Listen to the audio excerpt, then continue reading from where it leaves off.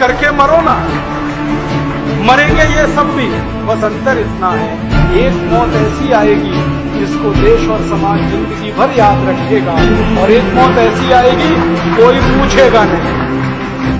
नमस्कार, मैं सुनील चौधरी। आज इस वीडियो में बात करेंगे राजीव दीक्षित जी के बारे में। आखिर उनके क्या विचार थे और किस तरह उन्होंने भारत स्वाभिमान के लिए एक लड़ाई लड़ी थी, और उसके बाद में उनकी जो मौत हुई वो कैसे एक रहस्य सा बनकर रह गई है, और कहां तक क्या क्या जो अपडेट हुए हैं उन सारी चीजों के बारे में बात करेंगे। असल में राजीव दीक्षित जी एक प्रखर वक्ता थे ही, साथ ही बाबा रामदेव ने उन्हें भारत स्वाभिमान ट्रस्ट के राष्ट्रीय महासचिव का दायित्व भी सौंपा था, जिस पर वह अपनी मृत्यु तक बने रहे। वे राजीव भाई के नाम से ज्यादा प्रसिद्ध थे। आज भी भारत में अनेकों करोड़ों लोग जो है चाहने वाले हैं, और उनके स्वास्थ्य ज्ञान की वजह से लाखों लोग अपना या तो उनके ज्ञान का लाभ उठाते हैं, या और उससे ऐसा माना जाता है और लोग कहते भी हैं कि उनके दिए हुए जो स्वास्थ्य ज्ञान था उसकी वजह से लोग बहुत ज्यादा लाभ उठाया। असल में राजीव दीक्षित के जीवन के बारे में बात करें तो राजीव दीक्षित का जन्म यूपी के अलीगढ़ की अतरौली तहसील के नाहा गांव में हुआ था। ये वही यूपी अतरौली है जहां पर पूर्व सीएम कल्याण सिंह का घर था। उनके पिता का नाम राधेश्याम दीक्षित एवं माता मिथिलेश कुमारी थी, और इनका जन्म जो हुआ था वो 30 नवंबर 1967 को हुआ था। राजीव दीक्षित ने फिरोजाबाद से इंटरमीडिएट तक की शिक्षा प्राप्त की थी। इसके बाद में वे इलाहाबाद से बीटेक और आईआईटी कानपुर से एमटेक की डिग्री ली। हालांकि जो आईआईटी की जो डिग्री है उसको लेकर कुछ विवाद भी है। साल 2015 में एक आरटीआई के जवाब में आईआईटी कानपुर ने बताया था कि राजीव दीक्षित नाम से उनके यहाँ कोई स्टूडेंट उस समय जो पास आउट छात्र थे उनकी लिस्ट में नहीं था। हालांकि उन्होंने कुछ समय भारत के वैज्ञानिक एवं औद्योगिक अनुसंधान परिषद CSIR तथा फ्रांस के टेलीकम्युनिकेशन सेंटर में काम किया था। इसके बाद वे भारत के पूर्व राष्ट्रपति APJ अब्दुल कलाम के साथ जुड़ गए थे। इस बीच उनकी प्रतिभा के कारण CSIR में कुछ परियोजना पर काम करने के और विदेशों में शोध पत्र पढ़ने का उन्हें मौका भी मिला था। असल में वे भगत सिंह, उधम सिंह और चंद्रशेखर आजाद जैसे महान क्रांतिकारियों से प्रभावित थे। हालांकि बाद में उन्होंने गांधी जी को पढ़ा तो वो भी उनसे प्रभावित हुए। राजीव दीक्षित जी का जो सुर्खियों में जो आए थे वो असल में तब आए थे जब भोपाल गैस त्रासदी हुई थी। भोपाल गैस त्रासदी के जो खिलाफ प्रदर्शन किए, उन्होंने यूनियन कार्बाइड कंपनी पर जो है एक दावा भी किया था कि यूनियन कार्बाइड घटना जो थी वो अमेरिका की एक सोची समझी साजिश थी। ऐसा उन्होंने दावा किया था कि भारतीयों पर यह एक्सपेरिमेंट के तौर पर अंजाम दिया गया था, और यहां से राजीव दीक्षित ने विदेशी कंपनियों के खिलाफ एक मुहिम शुरू कर दी। उन्होंने देश भर में घूमकर भाषण देने शुरू किए। इन भाषणों में भारतीय शिक्षा व्यवस्था, टैक्स सिस्टम, मॉडर्न मेडिसिन, अंतरराष्ट्रीय कंपनियों की आलोचना करते हैं। आप वीडियो भी देखते होंगे उनके अभी यूट्यूब पर, तो आप देखते होंगे वो किस तरह से इन विदेशी कंपनियों की धज्जियां उड़ाते हैं। इसके बाद में वो उनका जो सबसे महत्वपूर्ण जो था वो मैंने थंबनेल पे भी देखा था कि नोटबंदी।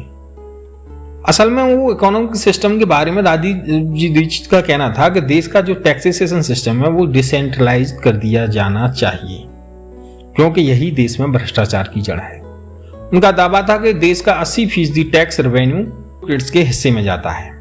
भारत के बजट सिस्टम को ब्रिटेन से प्रेरित बताने वाले राजीव 500 और 1000 के नोट बंद करने की सलाह देते।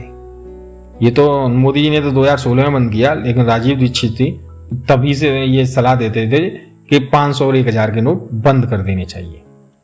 उनके हिसाब से लिबरलाइजेशन, प्राइवेटाइजेशन और ग्लोबलाइजेशन भारत के सबसे बड़े दुश्मन हैं, जो भारत की आत्मघाती स्थिति में ले जा रहे हैं, ऐसा उनका मानना था।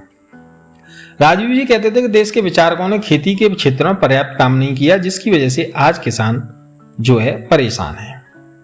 हालांकि उनके ऐसे कुछ और भी दावे थे जिनको लेकर बहुत से लोग उन पर ये कहते हैं कि ये सच नहीं है, और या ये कहें कि उसमें बहुत ज्यादा समझा भी नहीं जा सकता उन्हें। जैसा उनका एक दावा था प्रधानमंत्री नेहरू को लेकर, जिसमें वो कहते हैं कि जवाहरलाल नेहरू, मोहम्मद अली जिन्ना और एडविना एक ही कॉलेज में पढ़े थे, और एडविना से दोनों लगे हुए थे और एडविना इतनी चालाक महिला थी कि दोनों को हैंडल करती थी। और जिन्ना और नेहरू चरित्र के बेहद हल्के आदमी थे और एडविना के पास नेहरू की कुछ तस्वीरें थी और जिनके आधार पर वे नेहरू को ब्लैकमेल कर भारत का बंटवारा कराया था। उनके ऐसे कई भी और भी दावे हैं जिनकी कोई तुक भी नहीं है। एक जगह वो कहते हैं कि जो अमेरिका में 9/11 आतंकी हमला हुआ था वो कॉन्स्पिरेसी थ्योरी का समर्थन करते हुए कहते हैं कि यह हमला खुद अमेरिका ने करवाया था। इन दावों ने उनकी प्रसिद्धि में खूब इजाफा किया था और देश भर में इन्हीं दावों के पीछे उनके लाखों फॉलोअर इकट्ठा भी हो गए थे। अब इसमें से एक और जो महत्वपूर्ण आता है, अगर राजीव दीक्षित जी की बात हो और रामदेव जी की न हो तो थोड़ा अधूरा सा रहता है।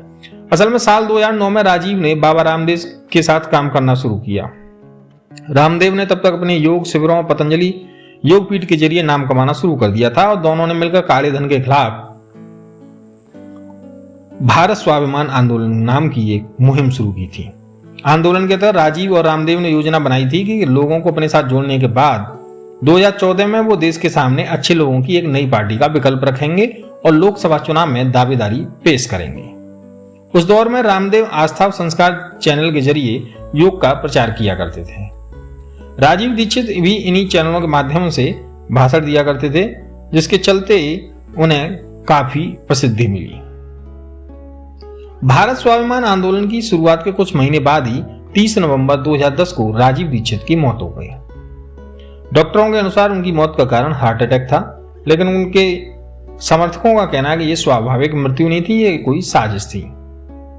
आखिर उनकी जो मौत थी उसका क्या राज था, उस पर हम थोड़ी सी चर्चा करते हैं। असल में 2010 के नवंबर के आखिरी सप्ताह में राजीव छत्तीसगढ़ दौरे पर थे, जहां उन्होंने अलग अलग जगहों पर व्याख्यान देने थे। 26 से 29 नवंबर तक अलग अलग जगह व्याख्यानों के बाद जब 30 नवंबर को वो भिलाई पहुंचे तो वहां उनकी तबीयत खराब हो गई। वहां से दुर्ग जाने के दौरान कार में उनकी और ज्यादा हालत खराब हो गई और उन्हें दुर्ग में रोका गया। दिल का दौरा पड़ने पर उन्हें भिलाई के सरकारी हॉस्पिटल में भर्ती कराया गया और फिर वहां से अपोलो BSR हॉस्पिटल में शिफ्ट किया गया, जहां डॉक्टरों ने उन्हें डेड क्लियर घोषित कर दिया। इसके बाद एक चार्टर्ड विमान से राजीव के शव को हरिद्वार लाया गया। राजीव के समर्थकों का कहना था कि उस रोज राजीव का शव बैंगनी और नीला पड़ गया था। उनकी स्किन उधड़ी हुई लग रही थी, नाक के आसपास काले नीले रंग का खून सा जमा हो गया था। ये देखकर वहां पर लोगों को शक भी हुआ था कि स्वाभाविक मौत तो नहीं हुई, कहीं कोई हत्या जैसा या कुछ और कारण तो नहीं है।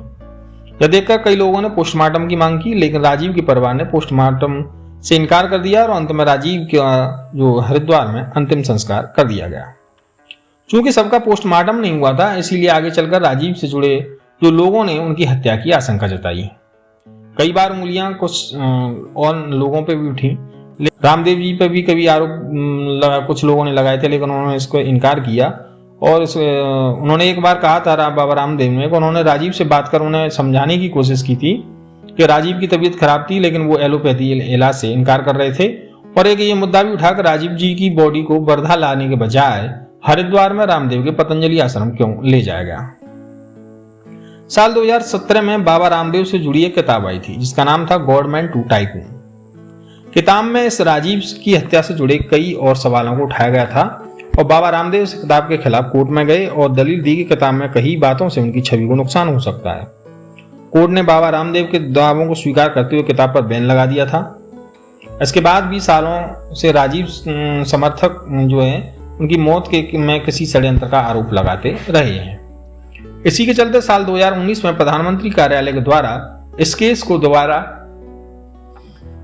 खोले जाने के निर्देश दिए गए, लेकिन राजीव की हत्या हुई थी या स्वाभाविक मृत्यु थी, इस सवाल का जवाब आज तक नहीं मिल पाया है। तो दोस्तों, ये थी राजीव दीक्षित जी के बारे में, उनकी मौत से जुड़े कुछ जो तथ्य थे उनके बारे में। उम्मीद आपको ये बेहतर लगी तो प्लीज वीडियो को लाइक कीजिए, चैनल को सब्सक्राइब कीजिएगा। धन्यवाद।